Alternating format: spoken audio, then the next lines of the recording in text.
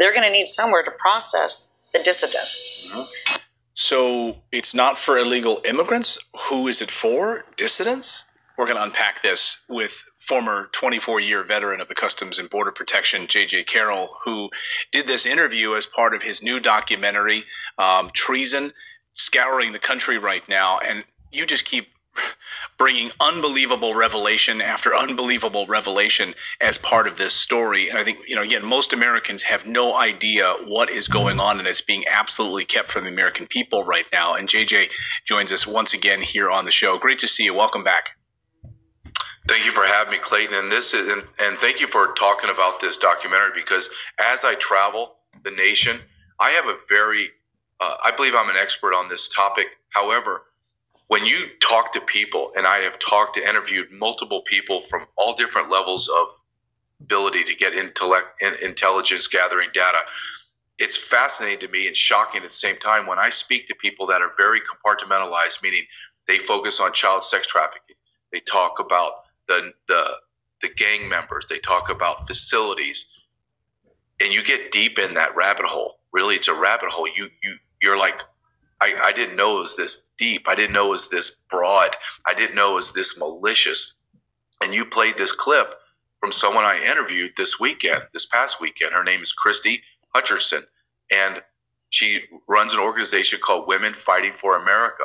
But her background was federal contracting, and more specifically, abroad, but specifically, she worked on forward operation bases, FOBs, in military war zones, where she would put up these giant soft-sided facilities, water, food, et cetera, et cetera. So we're talking tens of millions, if not billions of dollars, right, that have transferred from her company, which she no longer is a part of, but she has access to all the bid contracts. So I'm interviewing her, and like I said, I have a very good understanding of what the hell's going on in America under this immigration invasion. But when I speak to people that are very dialed in on very specific areas, I'm shocked. And she tells me, and I didn't know this because I don't have access to it. She has access to the federal database where you can go on a website and there are endless bids for contracts from whatever. But she's focusing in on, she says to me, there's bids for detention facilities being built in all 50 states in America. And I said, okay, hold on a second. Say that again. She says, okay, I can go into a database because my company used to bid on all this. And I bid overseas, international contracts, very, very intelligent woman, very, very connected. And she says, I go in the database, JJ, and there's detention facility bids to build individual detention facilities in every state in the union. And then she goes on to say to me, well, JJ, who do you think they're built for? Are they built for all the illegal aliens or the unaccompanied alien children? Of course not. And she has a point, right? Because you would think, right? So that's where I was confused. I would have thought, okay, they're building all of these detention facilities across the United States for a purpose, illegal immigrants. But no, right? Because as your data has suggested, most of these ICE facilities, right? Can you talk about that, are completely empty? Yes. Well, they are completely empty. I talked to my buddies in Texas and in San Diego, and I talked to my ICE supervisors. And they tell me, JJ, they're empty. So you're talking anywhere from 30 to 40,000 beds across America, mainly on the southern border, right, are empty. Well, why are they empty? Because we have massive catch and release. Let me explain what this looks like. In the old days, right? The old days, Clayton, 3.5 years ago, not 30 years ago, when I got someone that was special interest alien, deported felon, whatever, I didn't release them.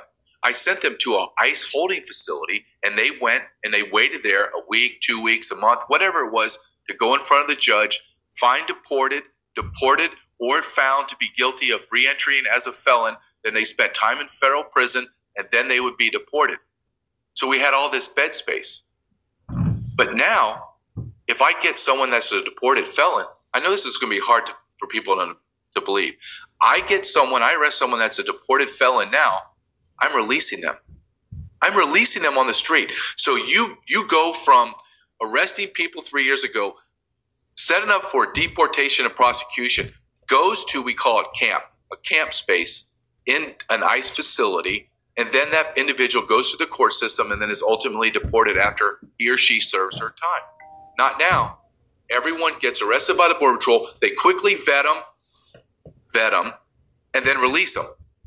Just release them. We just had 8, I'm going to mispronounce it, Kyrgyzstanians, 8 of them that crossed the border, were vetted and released. Now we find out they were actually ISIS terrorists.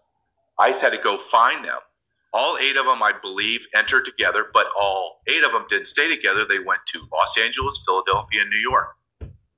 So what Ms. Hutcherson is saying is, in coordination with what I know, is you have 40,000 beds. Why would you need more? Mayorkas continues to go in front of Congress and demanding, I need more money for ICE beds. And they say to him, sir, you have no one in them. I'll give you an example. San Diego sector has like a 2,000 bed, soft-sided, hard-sided facility. The last I checked was 6 people in there. People better wake up. People better wake up. I mean, he's before Clay, Congress. He's sitting before Congress demanding more money from Congress to build more beds. And they've been built, and they're all empty. They're all empty. Yes. I mean, because we don't hold people anymore. It's a good thing your documentary is called Treason, because this is treason. I mean, this is exactly what this is. What money does he need? And then what are these detention facilities being built for, as she was talking about, in all 50 states? I mean, we're talking millions of beds across the United States. For whom? Yeah, well, and she says in this interview, they're for dissidents, American dissidents. And she's right, because I know how that sounds, Clayton. I know when I say this out loud, like you and I talked about this before, I have an inner voice and I'm like, oh God, I got to say this out loud. But it's true. So if I'm telling you that our federal government is building detention facilities across America, and therefore people that dissent, meaning people that don't want vaccines, people that are J6ers, people that are creating militias, and you go, oh, JJ, you're insane. And I push back to you. Let's go back 20 years to present day.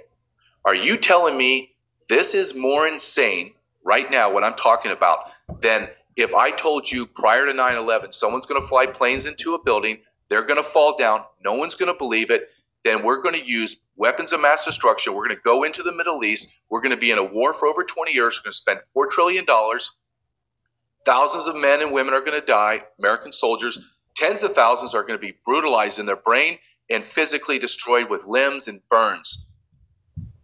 The government's going to create a bioweapon. Our government, with China, is going to release it onto America and the world. Then they're going to lie to us and not tell us where it went. Then they're going to make us wear masks, stand 6 feet apart. They make this out of whole cloth.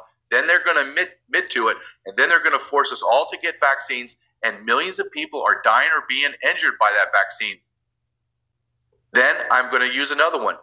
I'm going to go in front of Congress. I'm going to tell you that the border secure as video of millions of people are coming across. I just laid out 3 insane scenarios, and you're telling me that this is more crazy than those 3 that I told you? I mean, JJ, you're nowhere near as crazy as I am. I could give you a list of 20 right now that we cover on our show. Yes. All praises and glory to Yahweh Bahasham. Yahweh Shai Bahasham Ha Rakah Kodash, double honors to our apostle elders, which rule Great Millstone Well, and Shalom to the hopeful elect of the nation of Israel. May you endure into the end. Shalom Wa Abababal. Alright, so as you just heard on that show, Redacted, you heard the interview with that man, and he's revealing the documentary that he did, revealing that America's government is building prisons for its own citizens. All right, which we've been prophesying about this. All right, starting with the apostle elders, and all the brothers that follow the same suit, which is Yahweh B'Hashem Yahushai. And we've been prophesying. We've been telling you what's about to happen. but it's because of the lack of faith that really most Israelites don't believe. All right, there's a remnant of Israelites that do believe, and the reason they believe is because they're going to be saved. All right, but the ones that don't believe, they're considered 2/3, and they're going to be destroyed in this what is labeled as Jacob's trouble.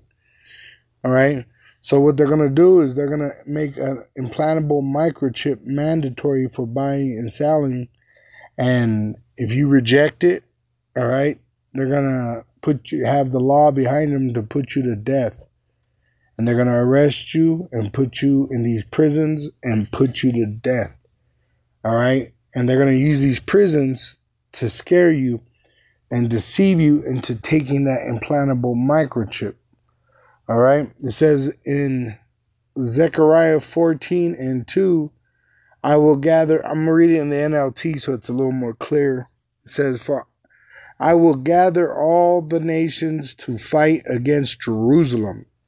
Which Jerusalem is not talking about the city Jerusalem. It's talking about the people of Jerusalem, which are the Israelites. The Israelites today are under bywords and made-up names such as Negro, Latino, and Native American Indian. All right, but they've been scattered throughout the world in slavery, and they are Jerusalem. All right, they are the cities. They are the citizens of the city of Jerusalem. We've been scattered throughout the world in captivity under the so-called white race, Esau, Edom, and the other nations. Which you have the other nations here. You got the UN headquarters here in America, right? They've been complaining about all these immigrants coming up through the southern border, which are not just so-called Hispanic, but like they said, ISIS members from a whole different continent, right? So all these nations are being gathered to come against the so-called Negro, Latino, and Native American Indian, all right? It says to fight against Jerusalem, the city will be taken. So it's going to be martial law by, UN troops. The house is looted. They're going to go door to door. And the women raped, right? They're going to rape the women and take your goods. Half the population will be taken into captivity. That's why they're building those prisons. They're going to take you to what is known as a FEMA camp, where they're going to tell you that you need to take an implantable microchip. It says, and the rest will be left among the ruins of the city. All right? But the Lord's going to fight for us, which he's going to melt them. It says in verse 12, and this shall be the plague wherewith Yahweh will smite all the people that have fought against Jerusalem. Their flesh shall consume away while they stand upon their feet, and their eyes shall consume away in their holes, and their tongue shall consume away in their mouth. See, they're going to be here and get nuked, all right? But this is Jacob's trouble, what they're speaking of. When they come in and get you, it's going to be because you refuse to take that implantable microchip. It says in Jeremiah 30, which they have ways of deceiving you into doing it. All right, that's why they're going to take you to prison to scare you, and then they'll threaten you, and they'll deceive you into doing it. It says in Jeremiah 30:7, Allah's for that day is great, so that none is like it. It is even the time of Jacob's trouble. Jacob, once again, are the Israelites, so-called Negroes, Latinos, and the indigenous people of North, Central, South America, and the Caribbean, which have been scattered throughout the world as slavery. All right, this so-called white man, the red devil, he knows that he had but a short time, and he's going to come down with great wrath. He's going to put a lot of Jake to death, all right? And then he's going to chip the most of the rest of them. But there's a remnant that shall be saved. And they believe in the names Yahweh and the Son's name, Yahweh Shai. Yahweh is the Father, the Supreme Being, the Almighty Power. Yahweh Shai is the King of Kings, the Messiah, the Savior. It says, but he shall be saved out of it. And it's he because we're the body of Yahushua. We're going to be saved out of it. All right, because it's going to get real bad. It's going to get real bad. All right, and you're going to have a lack of bread. You're going to have great tribulation. And then nuclear destruction after that implantable microchip is made mandatory for buying and selling. But they're going to use chaos to get going, to bring forth their new world order. And that order that's going to be worldwide is that everybody has to take an implantable microchip. Right, or die. But some are going to be cast into prison and they're going to remain faithful unto death. It says Revelation 2:10. It says, fear none of those things which thou shalt suffer. Behold, the devil, the deceiver, the so-called white race, shall cast some of you into prison, that ye may be tried, so that we could prove our faith by rejecting that chip. And ye shall have tribulation 10 days. Be thou faithful unto death, which some of us will die, and I will give thee a crown of life. The Lord's going to fight for us, and he's going to save his remnant. But there's a small number that are going to be killed out of the elect, right, for fulfillment of the prophecies. It says, Revelation 6:9, and when he had opened the fifth seal, I saw under the altar the souls of them that were slain for the word of Yahweh Ba'ashem Yahushai, and for the testimony which they held, because we're prophesying.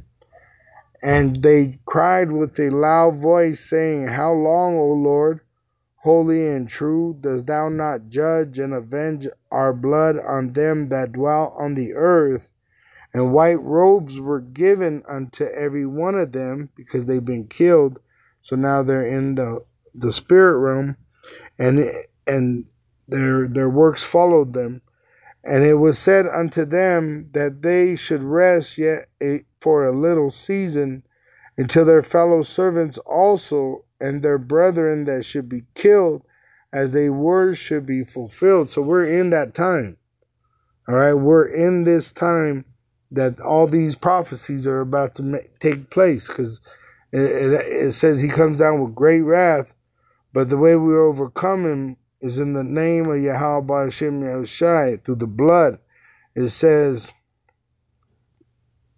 in verse 10, Revelation 12, verse 10, and I heard a loud voice saying in heaven, now is come salvation. So there's two sides to this coin, the destruction of the wicked and the salvation of the righteous. It says, now is come salvation and strength and the kingdom of our power, which is with his elect men, and the power of his anointed, for the accuser of our brethren is cast down, which accused them before our power day and night. And they overcame him by the blood of the Lamb, which he was sacrificed for us, died and resurrected, and by the word of their testimony, which we're telling you he's coming back to save us. And they love not their lives unto the death, because they're willing to die for this truth, right? Which I hope, if that's my lot, the Lord gives me everything that I need to fulfill that lot, which I know he will. He's really, the men that have been ordained for this, they've been ordained from the beginning of time for this, all right? They're going to fulfill it exactly what they were created to do. It says, therefore rejoice, ye heavens, and ye that dwell in them, right? Because we're at this last part of this wicked ruling. Woe to the inhabitants of the earth and of the sea, for the devil is come down unto you, having great wrath, because he knoweth that he have but a short time. And what the Lord's going to do is he's going to raise the standard on him, right? It says in Isaiah 59:19, it says, so shall they fear the name of Yahweh from the west, America, and his glory from the rising of the sun, right, from the east, When the enemy shall come in like a flood, and I'll give you an example of that word flood. In the movie Civil War, when they go in after the president, the command was flood the room, flood the room. So it's telling you, when these troops come in to get us, all right, not all of us are going to be able to be taken. The Lord's going to give us power, all right, beyond prophecy.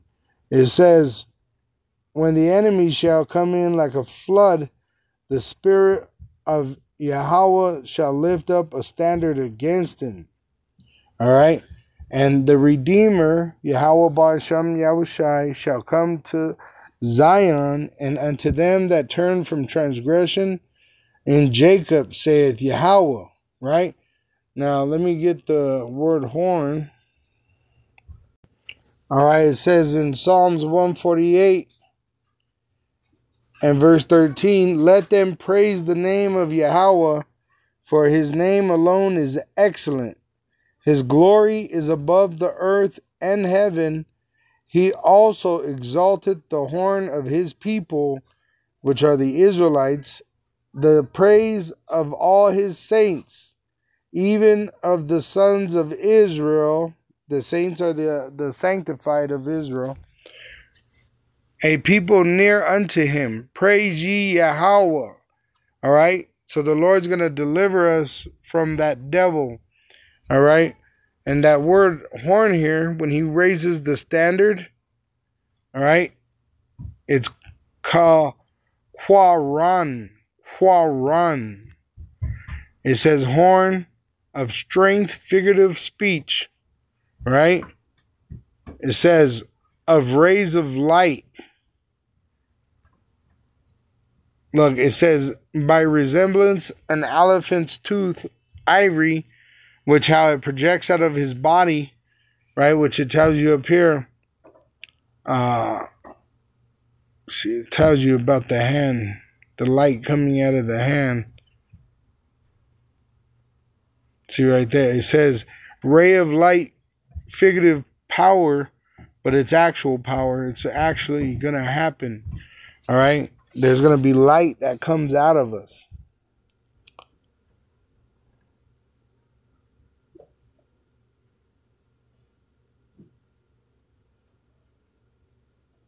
See, it says a metaphor, a symbol of strength and power. An image taken from bulls and other horned animals. So it's a metaphor of us having power to defend ourselves. Which it says we're going to go from fishermen to hunters. Right?